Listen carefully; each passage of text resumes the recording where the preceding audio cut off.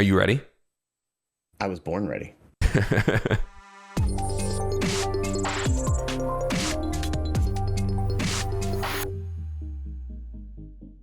Hello, everybody. Welcome on into episode 19 of the Stock Guy and Alex Show, the podcast that covers topics around the world. Business, news, money, markets, sports. I almost said monkeys. We've talked about monkeys one time. We have talked about monkeys. Yeah, they were really pissed off monkeys. And they were killer monkeys. They were killing dogs and stuff. If people are talking about it, guys, so are we. Stock Guy and Alex Show can be watched, listened, and viewed on YouTube and Spotify, guys. Download it everywhere else where podcasts are available, guys. Follow the show on all the major socials. What's up, dude? If it shows up, Good night. maybe it'll be on one of those platforms at some point in the near future. What are we like 6 episodes backed up on Spotify? That's okay. 2. You know what, guys? For wondering why we are backed up, there is a dispute right now. Apparently, they are concerned that we are going to take a large share away from Joe Rogan. They've paid a lot of money from Joe Rogan, so we're in some disputes right now about how to settle this. So whatever, we'll just do with it what we have. But other than that, yeah, it's good to be back this week. It's been a wild week all over the world, and wild for you, I guess, as well. How are things going on your end? It's been wild for me. Why do you think it's been wild for me? I don't know. I was trying to have a fucking conversation, Alex. Dude, things have been great for me, man. It's 70 degrees outside. I'm so excited to start spending some time outside, like working on the patio, and not like building a patio, but like working while I'm just chilling, like outside on the front porch. That's going to be a great thing. I love that about good weather. You always have it all time, all the way throughout the year. Here Not we always, get cold. dude. Sometimes it's way too hot. I mean, but I've been spending the weekends. I told you 10 podcasts ago. I've been buying all these toys to play with, and I've been doing all kinds of work. And my wife's family is finally, now that COVID's over and they survived, they're coming to visit and see the baby. And so I've been building up a whole thing. Like I did the whole backyard, and oh my god, I found out. Did I tell you why all my lawn? I will not lose to grass. I refuse to lose to grass. But did I tell you why my lawn has been dying? No. Okay, so I spent all this money to have all the rocks removed and all the debris removed and then sod laid down and everything. It was growing great. Everything was good. Then it started dying. And so I was like, okay, it's not getting a lot of sunlight. So let me trim some of the trees. All right, that didn't work, right? So then I'm like, okay, maybe it's not getting enough water. It's pretty hot out here and pretty dry. Let me water it. Then it started dying some more and then molding and mushrooms were growing. I'm like, the fuck is going on here? I'm not going to lose. I went and bought more dirt. I bought more seed. I bought everything. It just kept dying. And so I dug up one spot and it turns out that there is about a 1/4 inch thick solid mesh thing that's like an anti-weed grow thing that covers the entire backyard. So there's no drainage.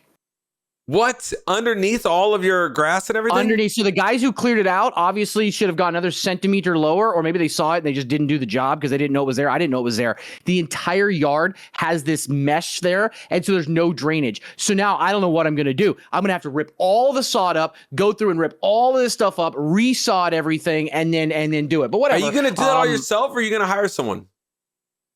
I'm going to do it my damn self. Can you do that? Are you able to do all that? I've already put a French drain that I made from scratch in the backyard before I figured out what was going on. I've already done it. Yes, I can do that. Okay. Some of us have actually lived a life outside. So it has been a pain in the ass, but that's you? They're coming. And so I have, I've done the yard. I built a temple for the Shiva god. I put a canopy with outdoor furniture. I hung lights. I got the whole thing ready to go for them. But it's going to be it's going to suck, dude. We have a small house, dude. It's a 2-2. And I in other countries, I don't know why I'm whispering, but in other countries, like they live at home. Like my brother-in-law, he still lives at home. He's 30 years old, lives at home with mommy and daddy. Like it's just like a normal thing to live in together in closed spaces. And us, it's like we believe company and fish are the same thing. After 2 days, it starts to smell. Yeah, I've never heard that before. I've never heard that before, so I might start using that. But I also like company. I mean, I like company, especially when the company's but do you want them living in your house for 3 months? I mean, if it's family that you've never that you haven't seen in years? I'm not talking about them. I'm talking about just in general. In general, no. I like. I feel like after a week, especially, but like, it's like this is the whole U.S. culture. We're very independent. I mean, even my wife and I have different backgrounds. Well, me especially. But like, for example, I want to put the baby in the crib and let her sleep by herself in the room. My wife thinks that's like abuse, and she's like, well, we sleep. She sleeps in bed with the baby every day. Like, it's just a different cultural thing. Like here, hey, listen, we spent 2 nights together. We saw each other. We ran into each other trying to get coffee, and then we're trying to. The bathroom stinks, and whatever. It's like, okay, 2 days, great, bye. Yeah, I mean, I could say 2 days because it's weekend. If you have company or visitors come in on a Friday and leave on a Sunday, that makes all the sense in the world. I like having just like the place where I just come hang out with my wife and it's just us. I like the same thing. That's why sometimes, when it's late at night and I want to watch a TV show, we put the baby and the dog in the backyard for a couple hours and outside they're fine and we watch a movie. It's great. It's because it just starts to feel like you're walking on each other. Like you're just always in each other's way. You know what I mean? It's kind of like when you first get in a relationship and move in together. It's a honeymoon phase until you shave and leave your little beard trimmings in the sink and you're getting yelled at and whatever. So it becomes a thing. And sometimes it boils over. You get the frustration. Somebody makes a joke and you just have to slap the shit out of them. That is a thing that a girl has to get used to. Is the beard trimmings, by the way. No, it's not. Listen, boys, ladies, guys, whatever, men, whatever you're into, I don't know, whatever country you're listening. The key to a successful and happy marriage, I'm telling you right now, it's not trust, it's not communication, it's not sound money, monetary things. It's the separate bathrooms. Separate bathrooms are the key. If you have a 1-bedroom, 1-bathroom house, I don't care. Knock out the fucking kitchen. Put another bathroom in there. It is more important. 2 bathrooms, separate bathrooms. If you can't have that, knock out the toilet, put a hole in the floor and make 2 sinks. At minimum, you have to have 2 sinks, but separate bathrooms is great. You don't have to walk in after her after she's dropped a hot load and it stinks and you can't even think about having sex with her again for another day. She doesn't have to see your spit from your toothpaste or your beard trimmings or the pee on the seat. It's amazing. No, that you is can't the key pee to on the happy seat. marriage. You can't pee on the seat at home. You can't. To guarantee it, if you share that bathroom with your wife, you sit down. Excuse me? You sit down. Guarantee that, like, especially if it's at night. I'm sorry. Whoa, now you've lost me. If it's at night you and sit down to pee? If I can't see, if it's at night. Hold on. You sit down to pee because you're afraid of your wife. I pee 2 ways. One, I live in the woods. I pee outside if it's during the day. I go outside and I pee. The second way I pee. That's the opposite. You should be doing that at night when nobody can see you. You're going to be a sex offender. There's nobody out here, man. I'm in the middle of the woods. You're rich and have a whole bunch of land. My bad. Keep going. I have the minimal amount of land that you can have out here where I live. We're out here in the middle of the woods. I pee. How many acres is it? 3. Oh, excuse me. 3 acre. Oh, nice. Okay, keep going. That's the minimum that you're allowed to have a house out here. I pee outside. And the second one, when it's dark in the house, I sit down to guarantee that I don't get any splatter around the rim. And okay, it's nice to know that Alex sits to pee. But let me tell you something right here. You can lift the toilet seat. Holy shit. Or let me tell you something else. There's these little things that were really popular in the 90s that are still around. It's a little sticky thing that goes on the wall that you press it and it puts a little dim light out and it gives you enough to see where you're going. You flush it and you press it and it goes off again. Holy shit. Or how about a nightlight in the fucking... I would have a nightlight in my bathroom before I would sit down to pee. I mean, I can't believe why that would I buy friends. stuff when I could just check my You're pride right. at the Just door? Sit down and pee. When That's I can what just check my pride at the door, sit down, be comfortable for 30 seconds, guarantee no splatter anywhere. Thing. I'm also not going to turn the light on nature. because my wife is sleeping, and I can just go sit down and I can You're go right the back. type of guy who somebody would make a joke about your wife and you'd slap him on national TV. That's you. Sure. You know what? I'll take that position. Actually, here. I don't think you would do the slapping, but you would definitely go from laughing to, oh no, my wife's upset. Let me stand up. I wouldn't slap anybody. I wouldn't slap. I slap, bro. Will Smith issued an apology to Chris Rock over slapping incident at Oscars. This is according to an article CNN. I mean, this is how they're calling it, the slapping incident. Will Smith has issued an apology. He says, jokes at my expense are a part of the job, but a joke about Jada's medical condition was too much for me to bear, and I reacted emotionally. I would like to publicly apologize to you, Chris. I was out of line, and I was wrong. I am embarrassed, and my actions were not indicative of the man I want to be. There's no place for violence in a world of love and kindness. Smith added in his post, violence in all forms is poisonous and destructive. So Will Smith on Sunday night walks in front of millions of people, tens of millions of people probably watching live, and then hundreds of millions of people that have seen it in the aftermath, walked up and just bitch slapped him straight in the face because Chris Rock made a pretty bad joke. I mean, here's what I'm going to say.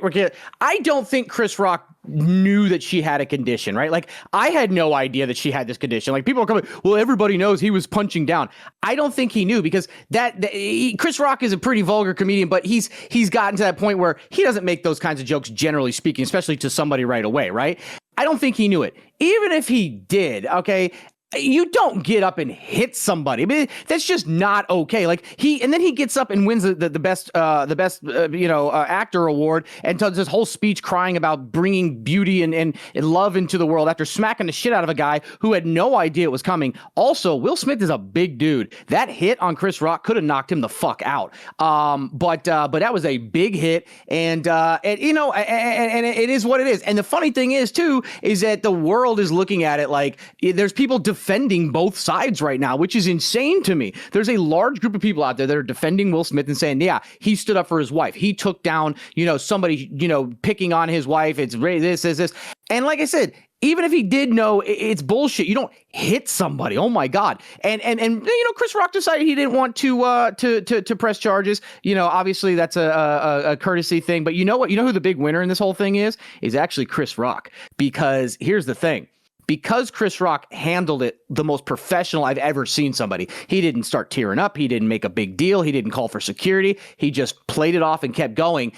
Will Smith, and I'm going to be honest with you, and I don't usually say this because I'm not a cancel culture type of person, but after seeing Will Smith do that, like, I've lost a lot of respect for the guy, and I really have. Like, it's not going to mean that I'm not going to go watch his movies or something like that, but like, I'm not like, I mean, any respect I had for him is gone. Like, it's just gone. But Chris Rock has seen his new comedy tour, ticket sales skyrocket. Damn, good for Chris Rock, man. He did because really he just kind of take it right, it. and everybody was like, "Fuck yeah!" Well, I mean, he stood his ground. I mean, he's a smaller guy than Will Smith. You know what I mean? So it's like anybody that's more physically imposing on you is going to come up and actually probably be able to do some damage. But I mean, he stood his ground and then just got right back to it.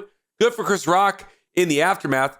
If he did here's my take on the whole thing: is that I think they're both wildly in the wrong. I think Will Smith could have handled it like 1,000 times better. Chris Rock should have done a little bit of research on the joke before he made the joke. Now, does that mean that he deserves to get, bitch slapped in the face? I don't know. Maybe, maybe not. I'm no one's judge, but I can tell you, Will Smith shouldn't have bitch slapped him in that moment. Now, Will Smith could have just walked up. If he felt so emotionally enraged, he could have just walked up on the stage and said, hey, man, that's a medical condition, and you just made fun of my wife in front of all of the people that she works with, all of her friends. He would have won. He would have won the day exactly. Because he would have looked like a man standing up for his wife and calling out bullshit and whatever like that. He actually could have got the point across and been the hero, but instead he turned himself into the villain. Yeah, so that's just the worst part about all of this for Will Smith is that he was so close to doing it right, and his whole brand, his whole social media brand has been to preach positivity and to preach perspective, one moment, all and gone, wellness and all this sort of like, you know what I mean? Like he's one of those guys, he's like a Gary Vee type where it's just like, hey man, you got to like view your world a very specific way. And that's how you succeed. He's trying to like help people, succeed with, checking their emotions or whatever, whatever he does on his social media, that's completely in the tank now. Because like what you just said, you lose respect for a guy that does that. And he was so close to being able to do it right. Like if you were that emotionally enraged, if you would have walked up, talked sense to Chris, and then Chris could have, in that moment, apologized. That would have honestly just been way more conducive to like, some sort of positive. I would have gained respect for Will Smith, and I would have actually looked at Chris Rock as the shitty person, even if he didn't know he was making a joke about somebody who had a medical condition. That's a lazy joke, and it shows that he didn't do I'll be honest with you. If he didn't know, because like I said, I didn't know she had a medical condition. If she didn't have that medical condition, that joke would have hit and it would have been good. Because if he thought she had just shaved her hair for the thing, making a G.I. Jane Part 2 joke was actually somewhat kind of funny. But yeah, I mean, it's a weak joke. It's low-hanging fruit. It's, shaved, it is, shaved but, head if that's the decision. But it's a medical condition. He could have done literally 2 seconds of research. He could have. It's just lazy. He just didn't do his homework.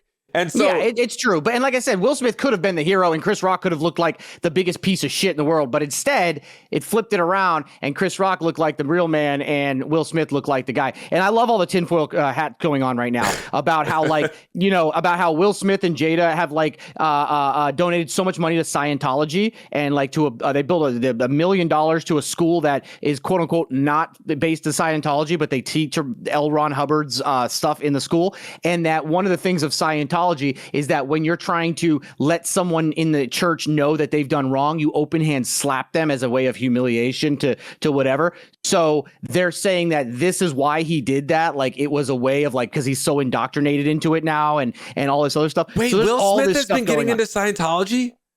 I mean, from what I know, that they've donated a lot of money towards like stuff that is about the church, like maybe not the church directly, but stuff that is like part of the church. And so there's all this stuff going on out there. And the crazy thing is that this is coming off the heels of last year when they went public on an interview where Jada, his wife, admitted and talked openly about all the times she cheated on him.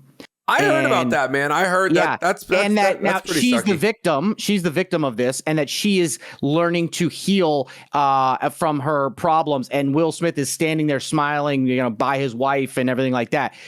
So man, now, I'm no one's judge. I you know what I mean? Like you cheat, you don't cheat. That's their business. That ain't my business. And really, none of this is our business, except for the fact that he did it so publicly, right? Yeah. You know what I mean? He just, even if this was just done at their house in a private engagement, like it's not our business. But he did it on the damn Oscars, bro. How can everybody like not talk about it? You walk up, you interrupt the entire Oscars to sit there and say publicly, "Hey, man, my wife has an autoimmune disease, and this is a side effect of it." And the fact that you made a joke to shit down and punch down at somebody with a condition really says a lot about you. And I'm embarrassed to share the stage with you. If he would have done that and walked off, he'd have been a hero. No, massive hero. Slap, and then Jada, the whole 9 yards. But you know what? Can I be honest with you?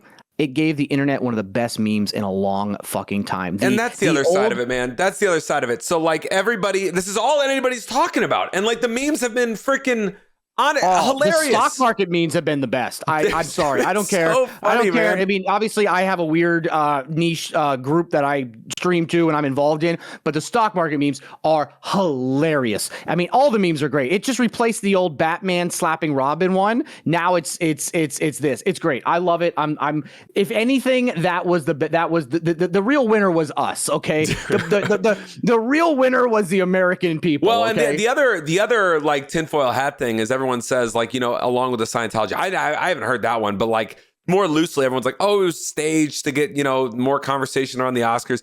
And even if it was staged, there's no way we would ever know because these are award-winning actors, man. These are people that this is what they do for a living. They can fool us. They fool us all the time in these damn movies.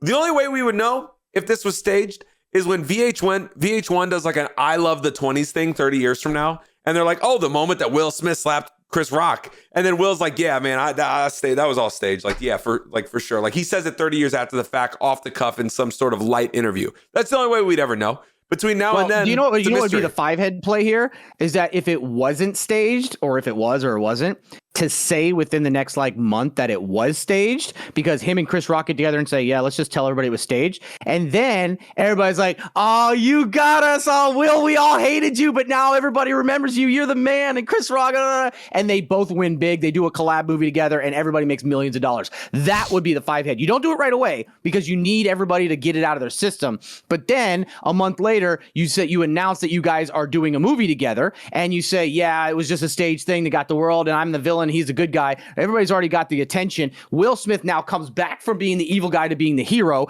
Everybody goes out and watches their movie of these two guys that everybody thought hated each other as the friends in the movie. Millions and millions of dollars. Reputations are saved. Everybody wins. Good. That's what I would do. Even if it was real, that's what, if I was their publicist, I'd be like, guys. Yeah, that's what you could categorize as good marketing, but just questionable sort of, on the fringe, potentially even ethically. Like, but no, I know. No, I'm saying even if it was real, fuck it. No, it's just good marketing. Yeah, I agree with you. That would be good, like textbook marketing. Ethics in Hollywood, really, Alex? I have this meme up. It says everybody hates Chris, that show, and Will's just freaking bitch slapping him.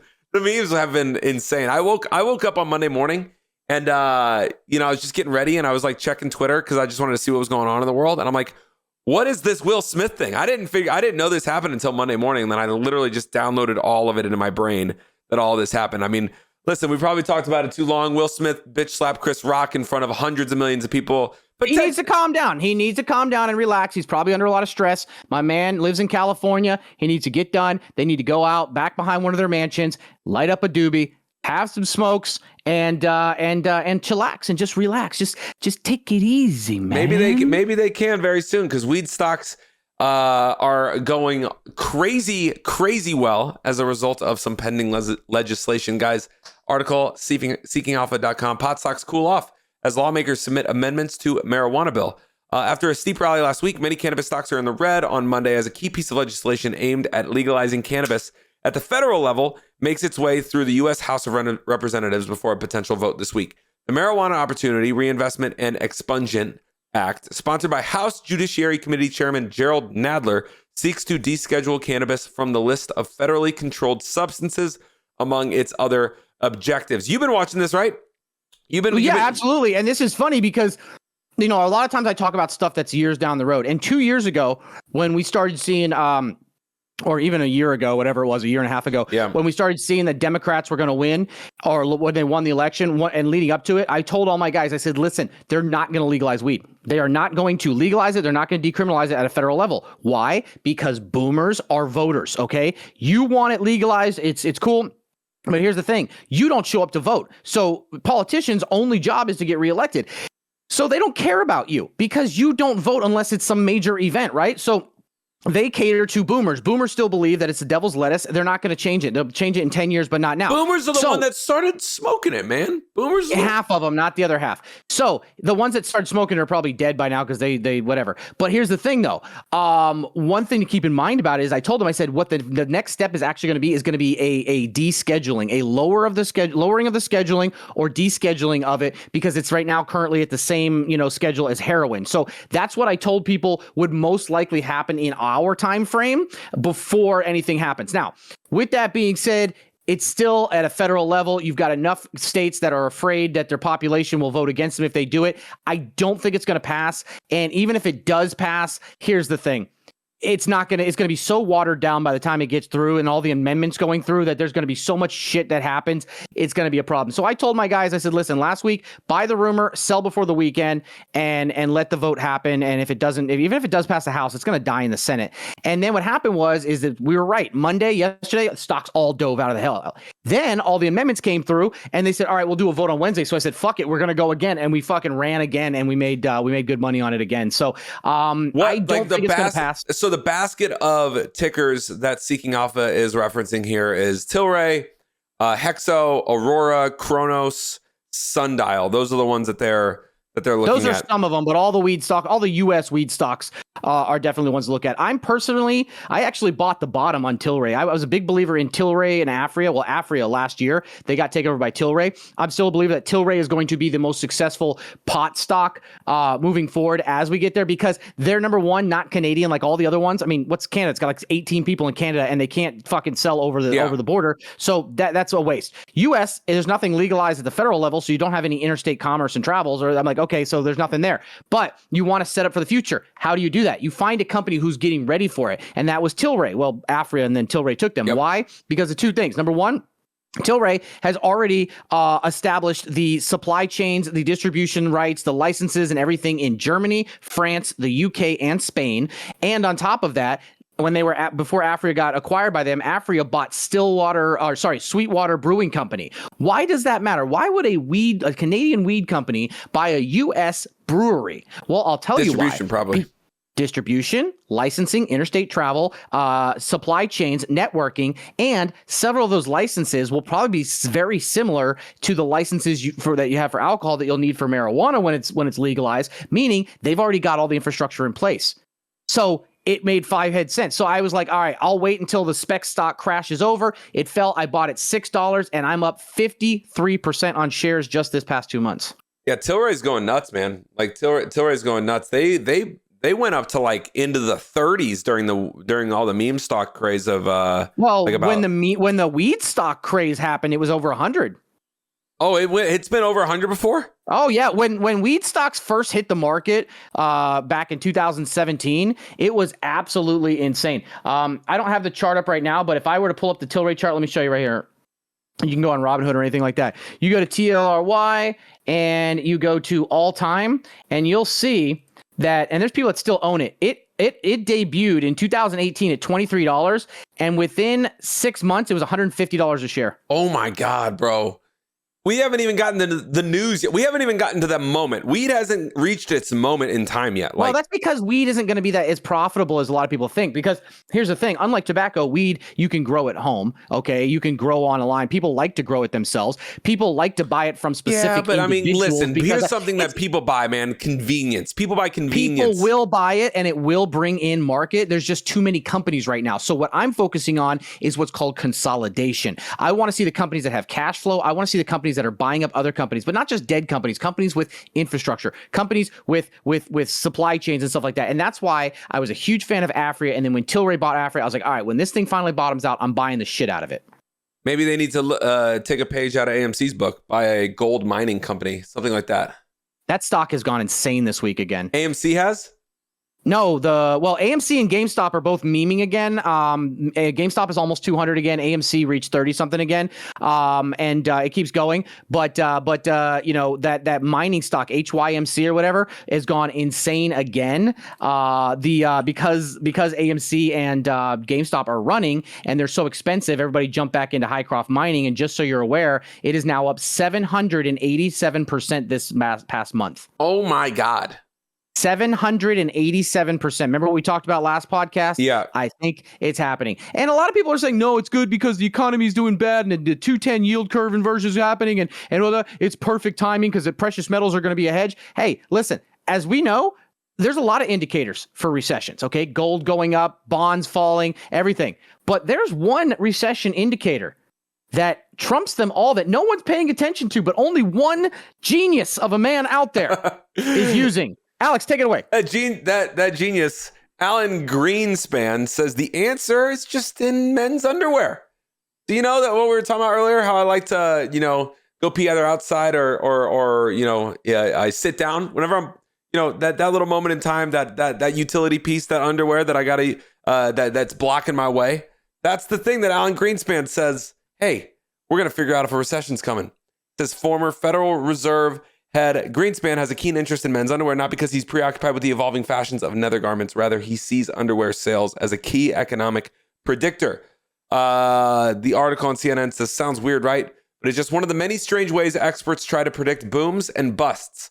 He once told me that the garment that is most private is male underpants because nobody sees it except people in the locker room. And who cares? Longtime NPR correspondent Robert Krulwich said of Greenspan years ago, he said those sales are usually stable. So on those few occasions where it dips, that means that men are so pinched that they are deciding not to replace underpants.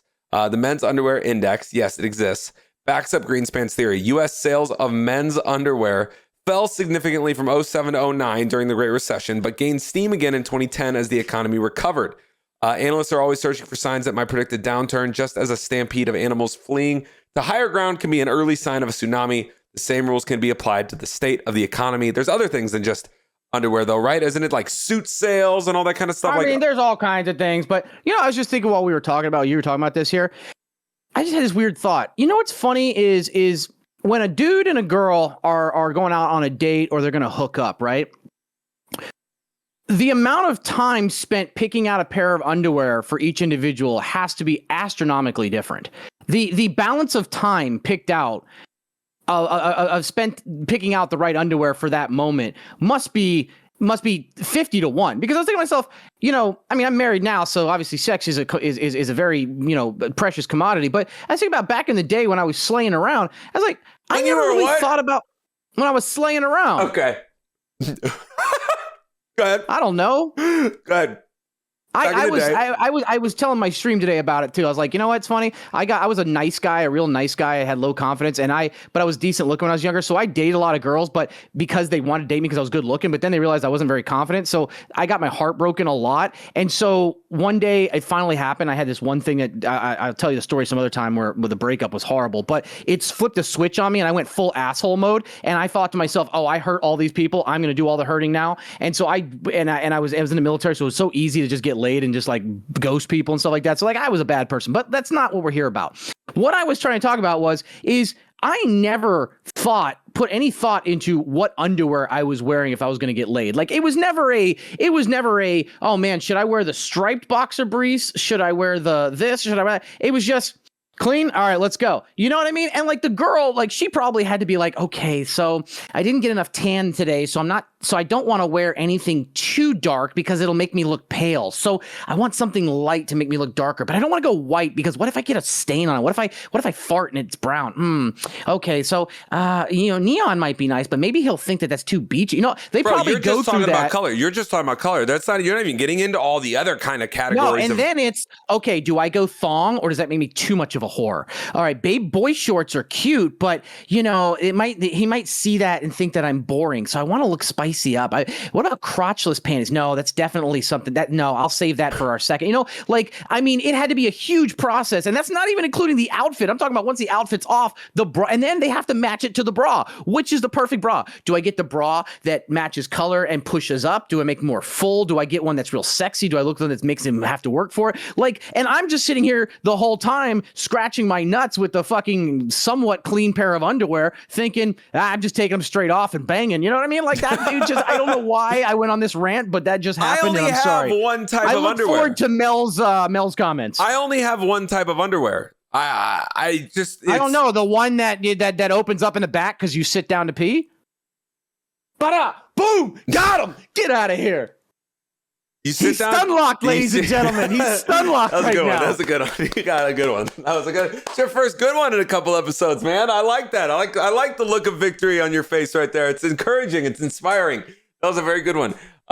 Sit down to pee at night. It's much easier. This article, but yes, I do only have one type. It's just I don't know, whatever is a Target. I just have it, and then I just grab. Are you boxers or briefs? Boxers.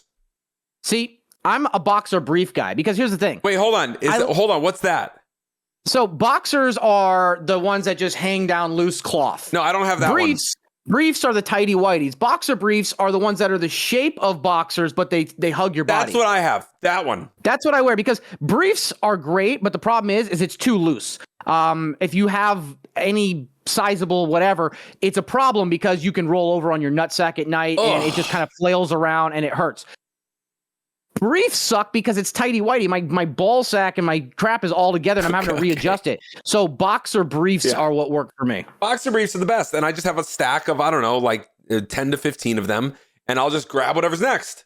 Whatever's next. I literally never put a single thought into which one I'm wearing. So I think your estimation I usually free ball it around the house because I wear basketball shorts and stuff like that. But whenever I go out, I have to wear underwear because I carry a gun with me everywhere. And you do not want your pants falling down because of the weight of the gun. This article also talks about lipstick pick-me-ups. It says Estee Lauder chairman Leonard Lauder. Am I saying that right? Estee Lauder? That's a makeup company, right? I mean, yeah, I see I that always name call at it the mall. Estee Lauder, and it pisses people off, and I love to trigger people. Created the lipstick index during the economic downturn following 9/11. He noticed that the purchase of cosmetics, lipsticks in particular, tend to be inversely related to the economy because women replace more expensive purchases with small pick-me-ups. In fall of 2001, U.S. lipstick sales increased by 11%, and back during the Great Depression, cosmetic sales overall increased 25%. That's crazy.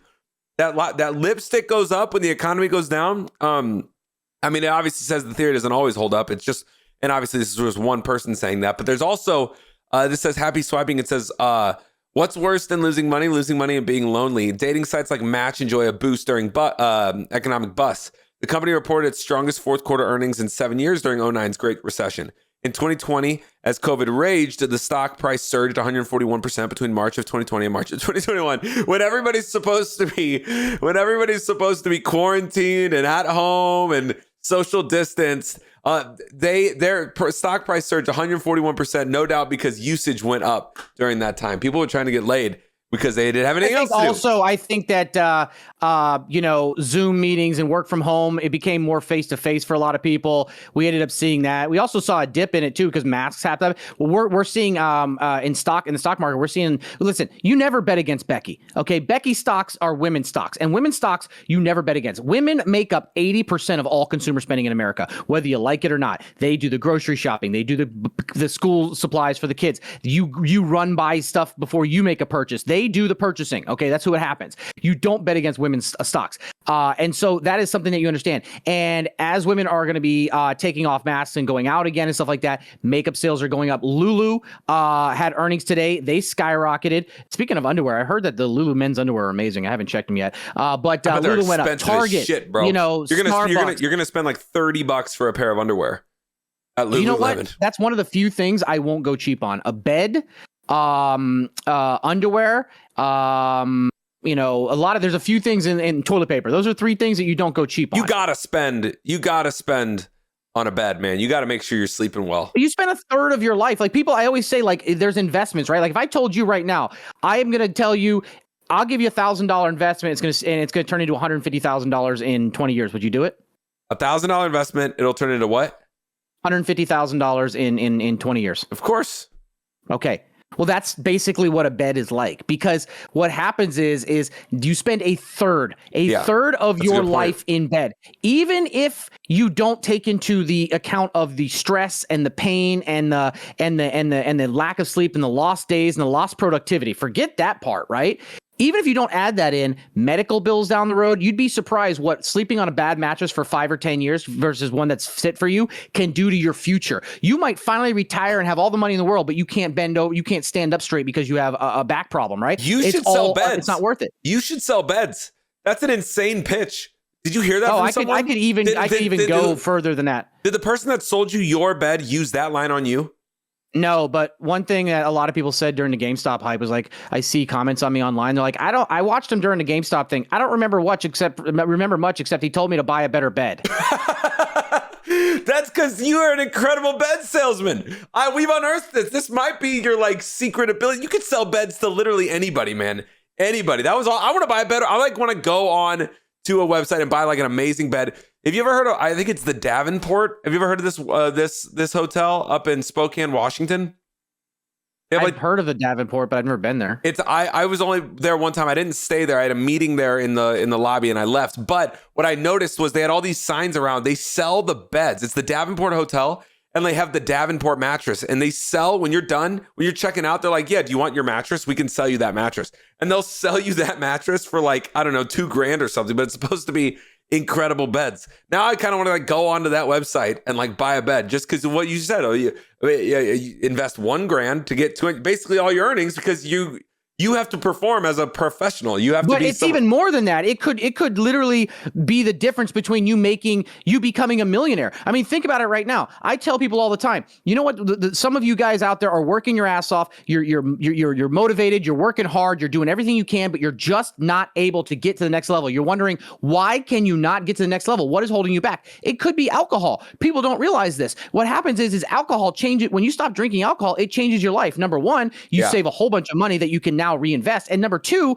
you get more time back. And that time is productive. I'll be honest with you. When I stopped drinking is when my stream went from being a 40 viewer stream to being where I'm at now. I'm one of the most successful streamers in the world because I quit drinking. Why? Because I had more energy. I got up more. I was more motivated. I had more stuff. When I went to LA, I told you this last week, I think. I don't know if I told you or not, but I go to LA, everybody goes to the pre-party that night and everybody gets drunk. I have a Red Bull and some water and have a good time.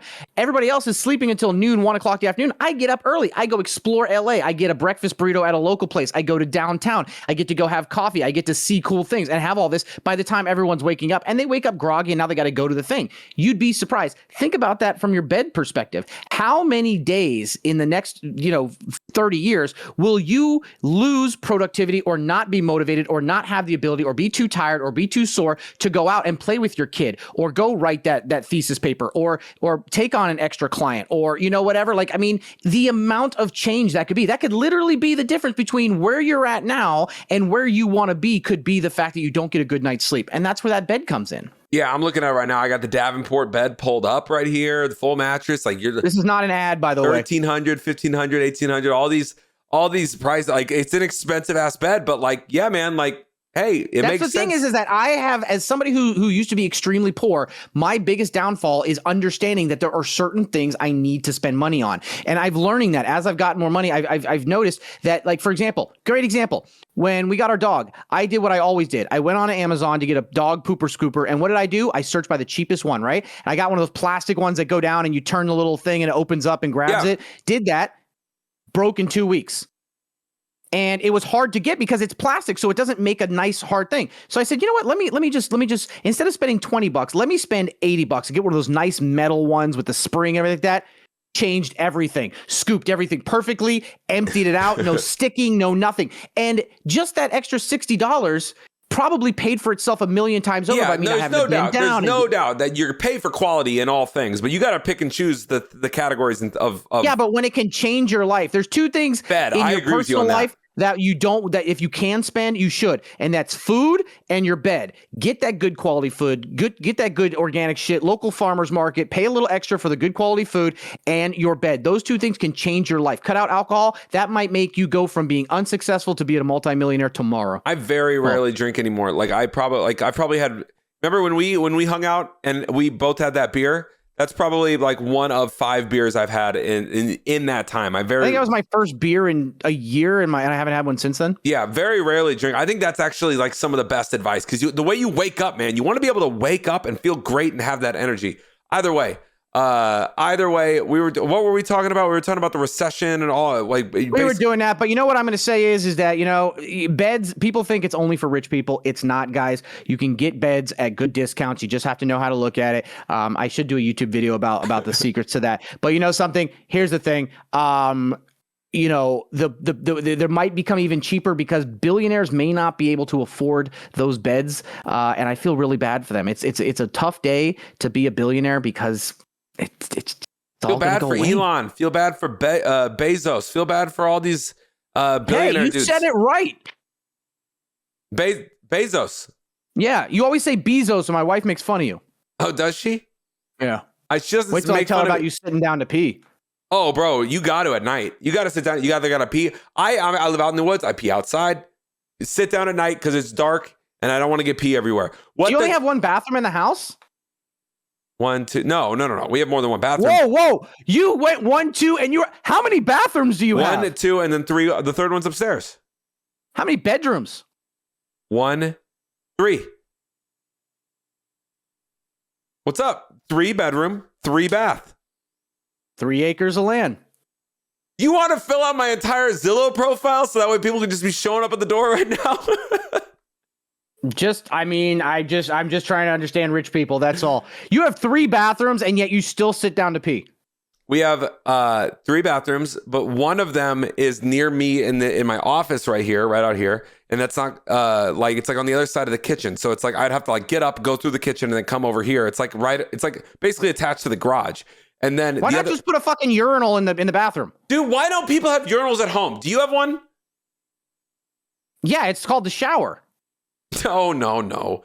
I just walk over to the tub. I didn't ask where do you pee. Miss. I didn't ask where else do you pee besides the toilet. That's a urinal. No. It's literally a tub. And if it's dark and I don't want to, and I want to pee and I don't want to get on the seat, I just open up the door and take a piss. I literally cannot miss. There is no lid. It drains down, and I'm good to go. I don't disagree with you about the shower thing, okay? But that's not what I do disagree is that's not a urinal. That doesn't answer the question. I would say that I would rather piss in the tub than sit down to pee. No. You'd rather have a urinal than piss in the shower. You brought up urinals. I'd rather just tell my wife to just shut it and deal with it, okay? If you don't like it, go to a different bathroom. In college, I was at a bar hanging out with some friends. One of our buddies, absolutely plastered, hammered, went to the bathroom. A few moments went by. He didn't return. I now needed to go to the bathroom, so I went to the bathroom. I walked in, and he is standing up by the sink, peeing into the sink. He thought it was a urinal. He was that hammered.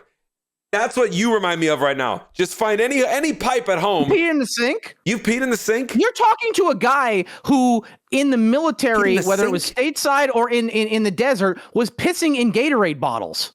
I've pissed in a Gatorade bottle. Any sensible dude has pissed in a Gatorade bottle. You'll piss in a Gatorade bottle, but you'll sit down to pee at home. At night. At night. I don't sit down during the day, but I sit down at night. You still sit down to pee? Yeah, of course. It's dark. I'm tired. I don't want to miss. It's anywhere between 10 p.m. and 5 a.m. That's sit down territory. Before you and your wife moved in together, did you sit down to pee at night? No. Point. For what? Made my point. But I mean, to be fair, I don't really remember much about my life. But after college and before we got together, it's fine. I don't want it's all good.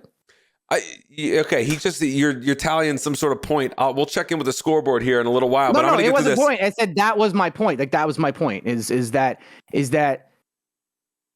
Okay, cool. I like that point. Good point. Mm-hmm. Good point. Like I said, we'll check in with the scoreboard in a little while. What the top U.S. billionaires would owe under Biden's new tax plan. What we're trying to get to is that Biden has a new tax plan that's going to absolutely rake the billionaires over the coals, is what it sounds like financially. For years, some of the wealthiest Americans have paid little to no federal income tax thanks to U.S. laws that don't recognize unrealized gains, such as stocks or property, as taxable income. Amazon founder Bezos paid no federal income tax in 2007 or 11. A 21 ProPublica investigation found, while Tesla CEO Elon Musk did the same in 2018. U.S. President Joe Biden wants to reform the system by introducing a minimum tax on billionaires that he unveiled today as part of a budget proposal for the next fiscal year. I'm reading this. I can't get everything else that we talked about out of my damn mind. Under the plan, American households worth more than $100 million would pay a 20% tax rate, not only on their income, but also on unrealized gains. Did she get down on one knee when she proposed to you? To liquid assets. That took too long to formulate. I was waiting for you to get done. I've been smiling this whole time. How long it took you to think about that. I wanted to know about how she proposed to you. It would have been funny in the moment. I really do. It would have been funny in the moment. It took way too long. Like, did she get down on a knee? But also unrealized gains. Did she take you to a nice dinner? Did she get you flowers? Like, I'm trying to see how this experience went because it's so cute, you know? You pee sitting down at night. Yeah, no, I got it. Mel has you pee, sit down. I'm already imagining that conversation. No, you sit down to pee. No, it's actually more, she has no issues with what I do sitting down to pee. Sure she doesn't. Whatever. It sounds like it's all copacetic. Where she's brought it up is, hey, do you have to pee outside all the time? And I'm like, yeah, I'm out in the woods. It's the best. Yeah, that's a manly thing. And so you say, no, I don't have to pee outside. I could pee inside. She's like, good. Make sure you sit down. President Joe Biden wants to reform the system. I already read that. Basically, billionaires are going to start getting taxed a bunch more, but you don't think it's going to happen. Careful those M&Ms. I wouldn't want them to go to your thighs or anything. They're coffee M&Ms. What do I care about my thighs? They're coffee flavored M&Ms. It's not M&Ms. me you have to worry about. I want you to stay good looking for yours. I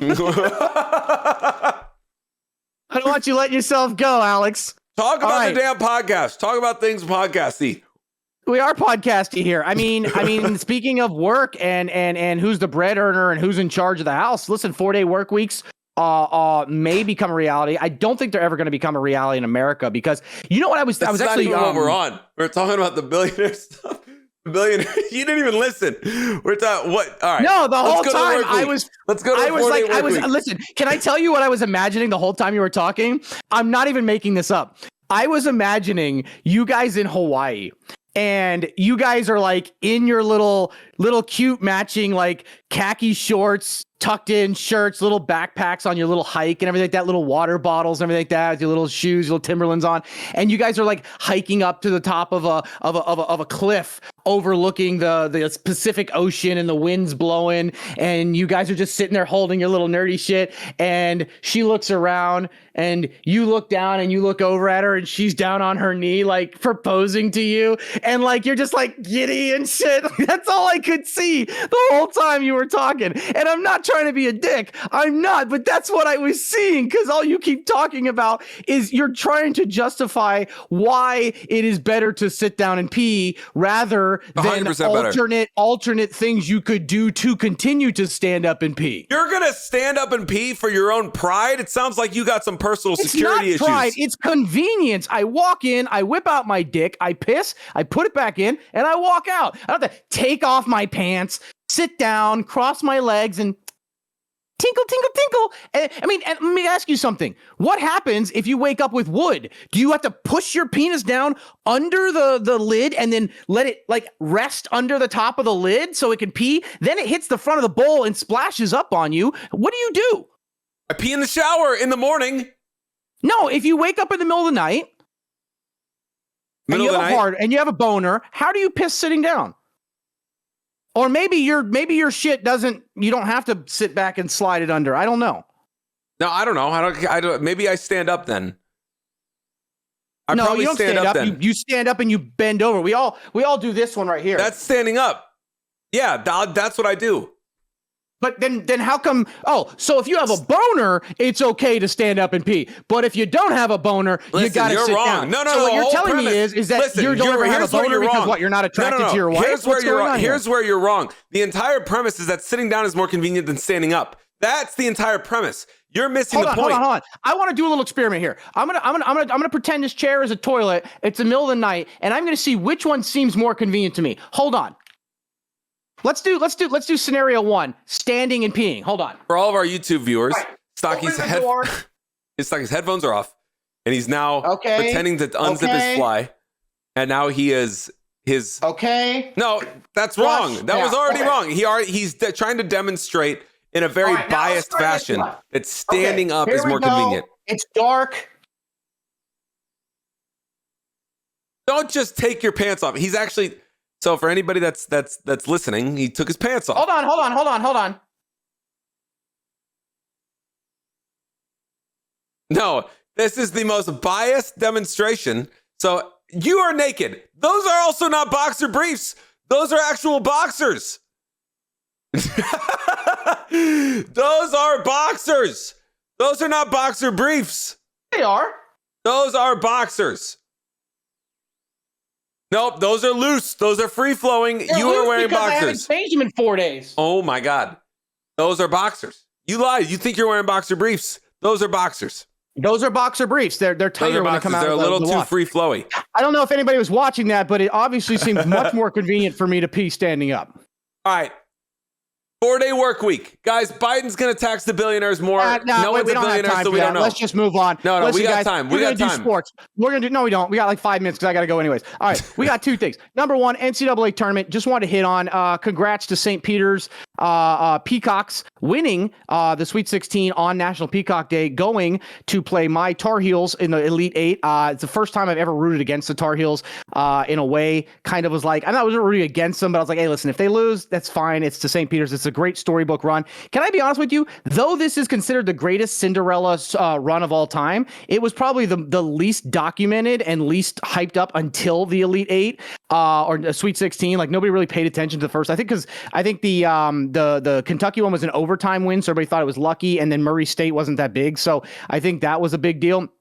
Purdue got wrecked. But because they lost to UNC is playing Duke in the Final Four for Coach K's last game.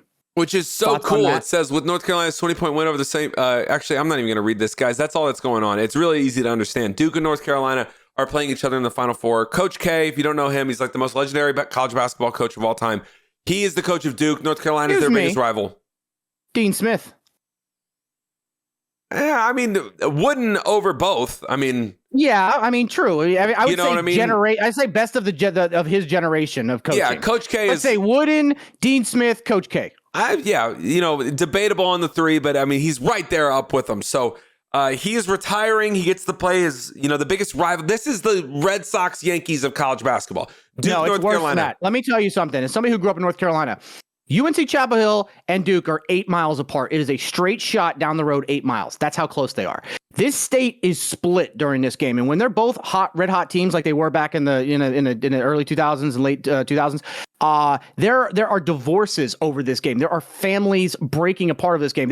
It's insane. You don't talk to your neighbor or your spouse where you went to college. That's how big this used to be. I don't know what it is anymore because I don't follow it as closely, but it is insane. And for Coach K's last game to be against the Tar Heels, win, lose, or draw, there's no other way other than a national championship game. But Final Four, it's just. I think it's scripted. It had to be scripted. It had to be scripted. This was put down. It's a tinfoil hat right here. This was scripted. It would be scripted if it was St. Peter's. No, this is Coach K playing against and beating North Carolina for his last game in the Final Four. The winningest coach of the past 30 years making the Final Four. That's like the most believable thing ever. No, but playing their biggest rival of all time, the biggest rival in sports potentially, as their opponent in the Final Four. To me, it's more believable that Duke and North Carolina are playing than St. Peter's got there. I feel like if St. Peter's would have gotten there, that's when then it's like, oh, everybody's gonna say, oh, these players aren't anywhere near the caliber of Duke and North Carolina. No. This is going to be the most watched basketball game that's not a final college basketball game probably in the last 20 years. This is scripted. This was scripted. North Carolina was meant to meet Duke in the Final Four to go out for Coach K's last game. Duke is going to win it, go to the championship game, lose the championship game. Okay? You think he's going to lose? Yeah, they're not going to let him win going out because that's just too much of a go out because he's Coach K, he's Duke, everybody hates Duke, but they want to give him that. The most important thing is beating North Carolina in the Final Four to go to the championship. He's going to lose the championship. He's going to be gracious on his exit, and that'll be it. Especially because that last game against North Carolina, they lost.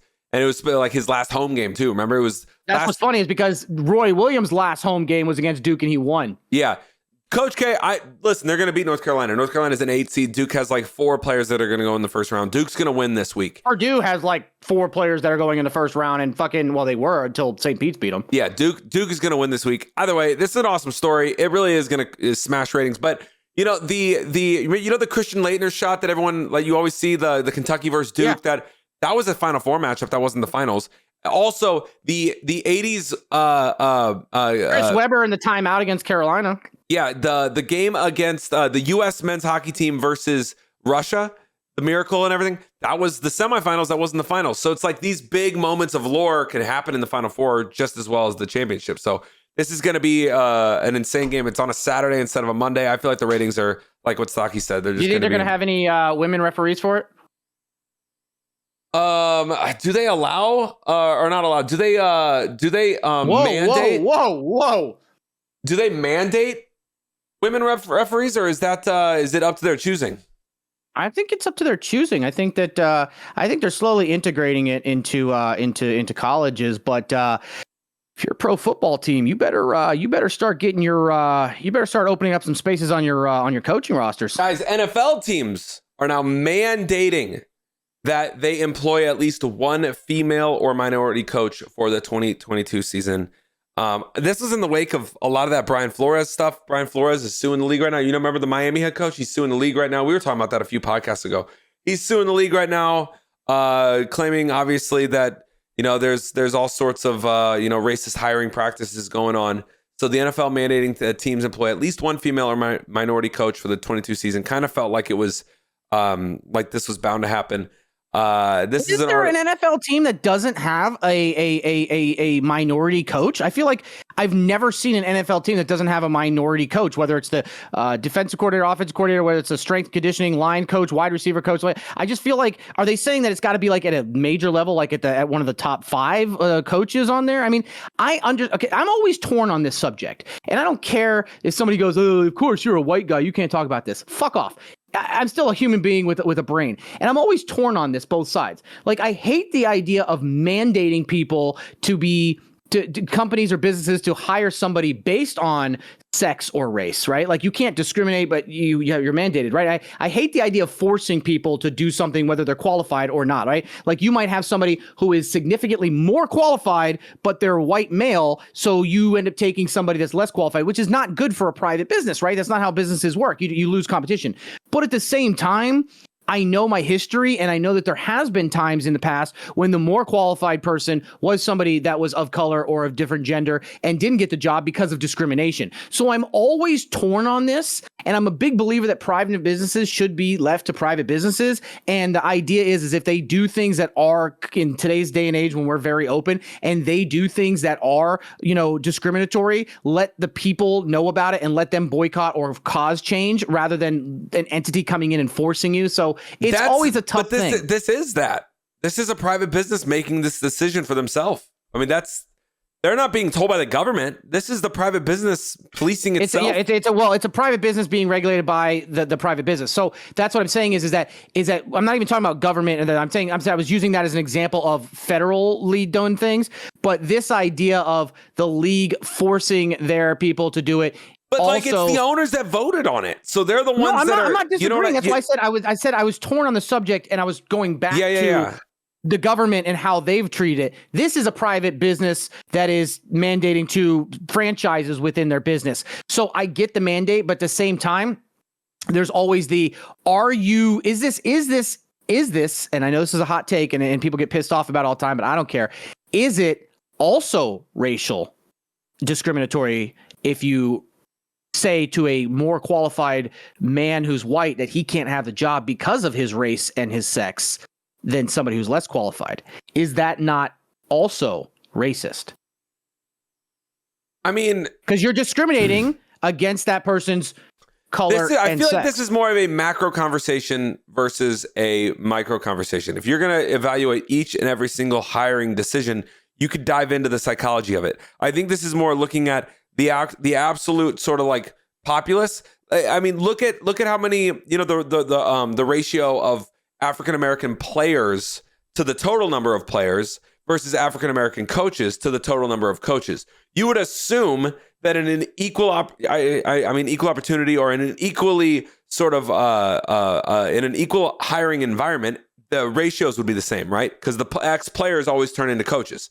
I wouldn't say that, because sometimes you can be very good at doing something, but you're not very good at explaining it, right? But you would think that generally speaking, given one standard deviation, that like. I'm not saying it's not. I'm just saying that that's a tough thing to say, because a lot of players don't become coaches because they end up taking. Because think about it, a lot of the players that are more in the minority or minorities are generally the players that take the most impacts, right? Your wide receivers, your running backs, your linebackers, your safeties, right? So they end up having more wear and tear. They have more physical and problems that happen down the line. So are you saying that makes them less likely to want to stay in football because they're so traumatized by it? There's also other things that they have a shorter career. They have other things that are that. A lot of them may just be burnt out from the game. Maybe they don't want to be a coach. Like, I just want to play. I don't want to coach. I just wanted to play and make my money and move on. Maybe. I'm not saying. I'm just playing both sides of the aisle. My broad stroke is that, you would assume that the ratio of African American players to total players would be similar to African American players to total, or African American coaches to total coaches. That's a broad stroke assumption. Like you said, I'm a white guy, so I'm not really qualified to have that discussion specifically, but we are humans, so we can use our logical brain, and that's where my logical brain takes me. You would assume that because a lot of coaches are ex-players, that ratio would be similar, but here you go. Here's the stat I was looking at. 35 to 40% of all NFL assistant coaches are minorities. 35 to 40% of all NFL assistant coaches are minorities. Yeah. So then the NFL is already, like, every team is already. But they want to make it more, because I think what their point is that there's not enough head coaches. There's only 5 minority head coaches out of 32. So they're saying that it doesn't match up with the demographics, right? And so I think that's what they're getting at. But here's the exact language. Here's the exact language. I think this appears to be the bylaws. It says, be it resolved that beginning with the 22 season, each club will hire a diverse person as an offensive assistant. This person is to have a minimum of 3 years of collegiate or professional coaching experience. The offensive assistant shall receive a 1-year contract with salary and benefits to be determined by the employer club. The offensive assistant shall have regular and direct contact with the head coach, offensive coordinator, offensive line, quarterback, and tight end coaches, and shall have duties that include contributing to the offensive game planning, where appropriate, evaluating and identifying potential of off-season additions, identifying drill work necessary for development and coaching of players. So They're talking about the offensive side of the ball. I don't know, man. All I know is that they're under pressure. They're under heat right now because of the Brian Flores thing. That was a bad PR moment for the NFL, and they want to take a step forward. I'm not disagreeing. I'm not saying that there's no racism in there. I'm not saying that at all. Because I'm not even saying that there is. I'm just like looking at the numbers. What I'm looking at, but what I'm saying is that my only thing is that, you know, it always comes down to a thing where equity versus equality. There's a big difference there. It's called equal outcome versus equal opportunity, right? So there's a difference there. I'm very big on mandating equal opportunity. I'm 100% on that. I will never, ever, ever, ever advocate for not having equality of opportunity. Equality of equity and outcome. I'm sorry, not equity. Equality of outcome is something I don't like mandating, because then it fucks up a lot of things. In all kinds of societies, and obviously anecdotally, at a micro level, it's much different than at a macro level. But at a macro level, like I said, give me equality, 100% across the board. I don't care if you're black, white, Hispanic, woman, Asian, transgender. If you're the most qualified, I want you to have an opportunity to showcase that you're most qualified. But I'm not a big believer in automatically forcing the outcome to be equal, even if it's not qualified. So for example, let's say there is a minority transgender head coach, and they have experience, and they're okay. They've never had a winning record. They're all right at it. They whatever. And then there's a white male head coach who's had like 2 Super Bowls and, same amount of time and has a serious winning, and say, all right, but we have to have an equal number here. So we're going to let the minority transgender, 80-year-old person be the head coach and not this guy. At that point, I have a problem. Give them both the equality of the opportunity, right? Equality of opportunity. Both of them can prove what they're doing. And if this guy is much better than this guy, fuck yeah, hire this guy. But that's where I get worried about a lot of these things. But once again, it's a private organization. They can do what they want. And there's not a politics thing, because there's no legislation here, and I don't think there should be. No, it's just private business. The fans will decide if the decision was good or not. The fans are going to watch more football in 2022 than they've ever watched before, because every year they watch more than they've watched before. So that is not true. The NFL has been dying in ratings for the past 20 years. What are you talking about? We're looking at different numbers then. The NFL is absolutely skyrocketing in ratings right now. They're doing an incredible job. There was a 2-year moment between 2016 and 2017 where where the ratings were disrupted. It was volatile by 2 things. 1, the election. Trump was really stealing the show. And 2, it was quarterback injuries. Quarterback injuries, man. Everybody started getting hurt, so people started watching less. Between those 2 things, there were some volatile years there. Bro, what are you talking about? I'm gonna send you this right here. These are the Nielsen ratings for 2010 to 2021. This doesn't even show when it was way more back in the early 2000s. But this is the Nielsen ratings right here of the NFL over the course of the last decade. I'm going to put it here in our open chat.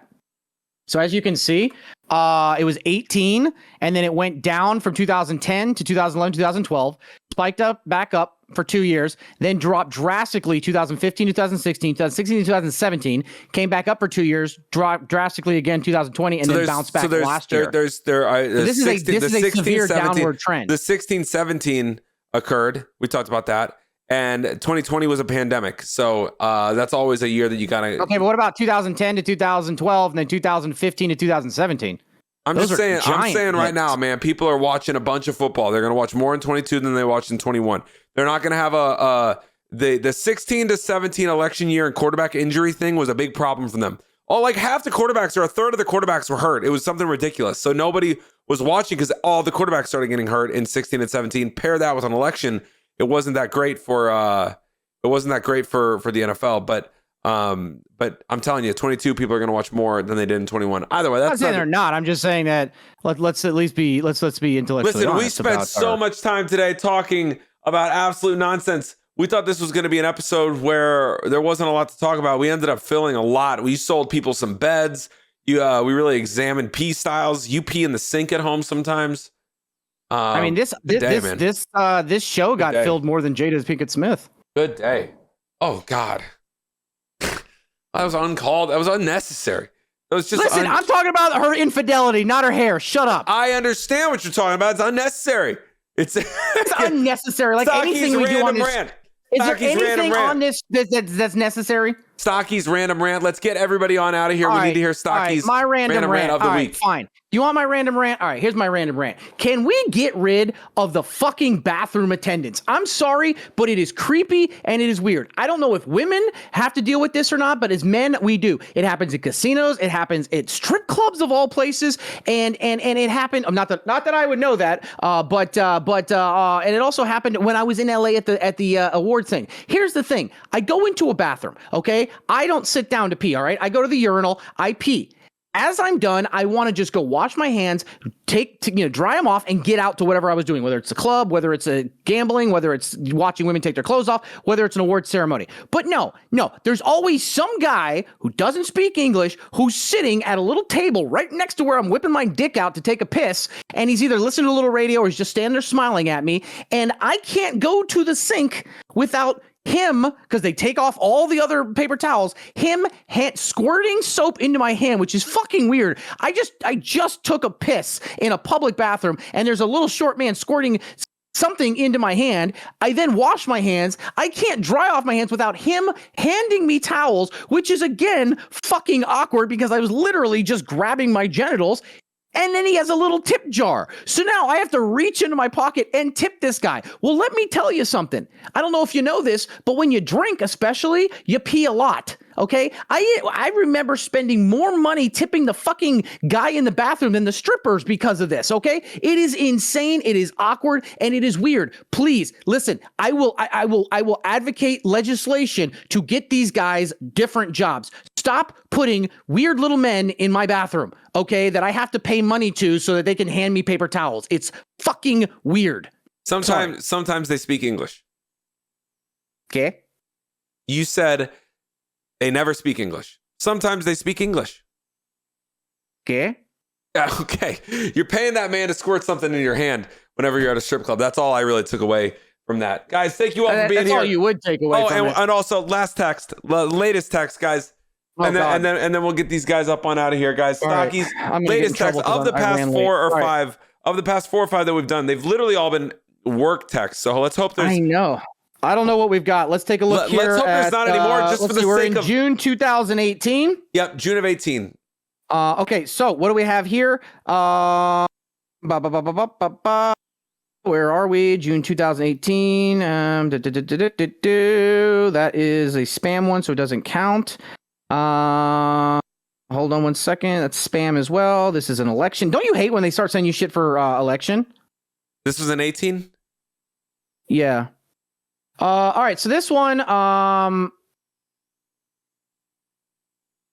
this was a family member of mine that I was visiting for their wedding. And 2 days before, it was my little brother, and he said, "Hey, it's your little brother. We're running late because of her family." I said, "Okay, how late?" He goes, "We won't be there until 9:30 a.m., I think." I said, "Okay." Then he goes, "Update, we're now leaving, so I think 9:40, give or take. Blame her mom." And then they showed up at the house? No, we were going to the Grove Park Inn for breakfast. But then they showed up and then you saw them. I guess. I probably didn't have my phone on because we were... Have you ever been to the Grove Park Inn? No. Oh, dude, it's an experience. It's one thing. If you're ever in the mountains of North Carolina, Tennessee, or northern Georgia, go to the Grove Park Inn. It is absolutely amazing. It's a giant stone hotel that was built by Vanderbilt originally, and they have 2 fireplaces in there that are so big you can put a Volkswagen Beetle inside of them. Rocking chairs. It's really nice and warm. You go out the back. There's a view of the mountains with all the trees. If you go in the fall, the leaves. There's a golf course. It's amazing. It is a breakfast at the Grove Park Inn is an experience that everyone who's in that area has to do at some point. Don't stay there. It's overpriced. It's not that good. But to go there for breakfast and sit in those rocking chairs in front of those giant fireplaces is something out of this world. There you go, guys. If you want to hear what rich people do whenever they're summering in the rich people stay there. Not the people who go get the $11.99 whenever they're summering in Appalachia. That's what they do. They go to. I love how you're trying to flip this on me and it's not working. Guys, thank you all I have a for being here. 2-bedroom, 2-bathroom house that's 1,150 square feet. Okay, on a 1/4 acre of land. Yeah, you also live in a major metro. You also live in a major metro. 3 acres. I live in a small and founder city. of a coffee company whose wife makes him sit down to pee. Okay. You live in a major metro. I live in a small Are city. we still on? I thought this stream was over. I mean, I'm like way over. Do you want me to end it, guys? Do I want to end it? I don't know. Do you need to, I mean, do you need to pee? It's probably gonna take a little while. That was a reach, bro. You had a really good one, and like you've since been like kind of striking out a little bit. Like you had a really good one. And I'm just trying to fill time until you end the goddamn podcast. We're way over time. Trust me, we're way over time. Guys, thank you all for being here. This is episode 19 of the Stock Guy and Alex Show, guys. We will be back next week. Listen to the show, YouTube, Spotify. Also follow the show on all the socials, guys. One love. We will see you next week.